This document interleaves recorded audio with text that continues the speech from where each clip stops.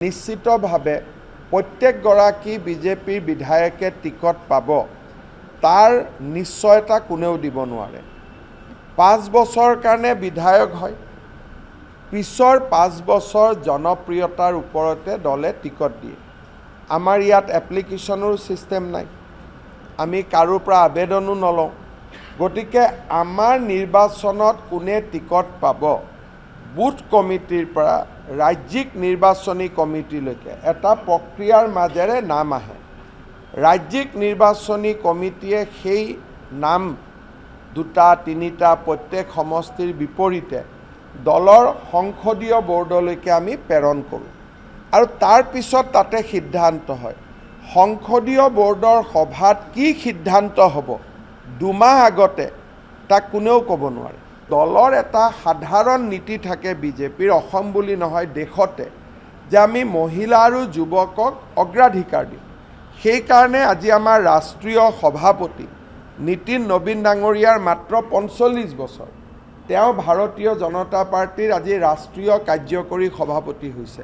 তাৰ মানে কি যে দলে নতুন মুখক সদায় প্ৰাধান্য দিয়ে, কিন্তু অসমৰ ক্ষেত্ৰত কেইখন মুখক দিব, কিমানক দিব, তাক অকল সংসদীয় বৰ্ডেহে ক'ব পাৰিব।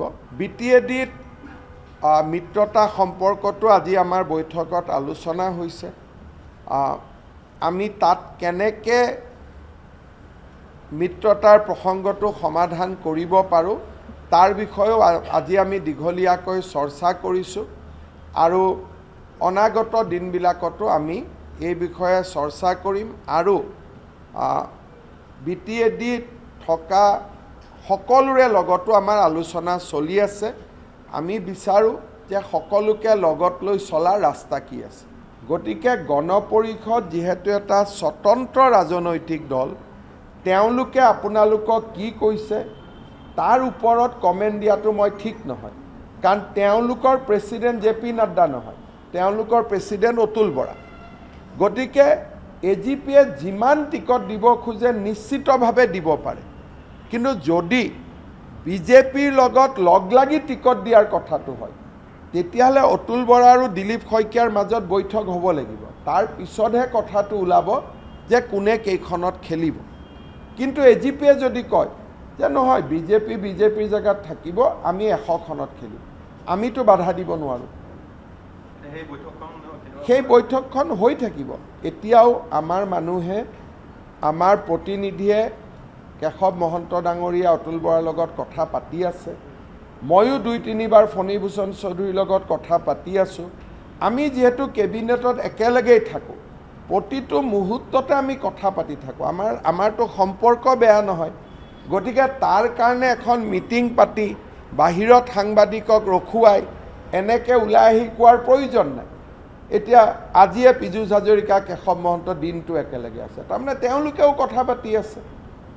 যোৱাকালি কেবিনেটত অতুল বৰা, কেশৱ মহন্তৰ লগত মই গোটেই দিনটো আছোঁ, তাতো মই কথা পাতি আছোঁ। গতিকে AGP আৰু বিজেপিৰ কথা বতৰা প্ৰতিটো দিনে প্ৰতিটো মুহূৰ্ততে হৈ থাকিব। খালি কোনোবা দিনাখন আমি এনেকৈ আপোনালোকৰ সন্মুখত আহি ঘোষণাটো কৰি দিম।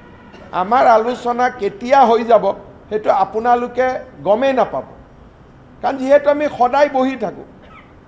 যেনেকৈ নিজৰ ভায়েক ককায়েকৰ মাজত ঘৰতে বেডৰুমতো বহে, TV চাওঁতেও বহে, ডাইনিং ৰুমতো বহে, তেনেকৈ আমি সদায় বহিয়ে থাকোঁ। সেইকাৰণে ৰাইজৰ দল বা কংগ্ৰেছৰ যেনেকৈ বৈঠক হয়, আমাৰ AGPৰ লগত কোনো বৈঠক নহয়। মোৰ ঘৰৰ সন্মুখতে অতুল বৰা থাকে, বোলে অতুল দা বলক 2 ৰাউণ্ড খোজ কাঢ়োঁ, তাতেই আলোচনা হৈ যাব।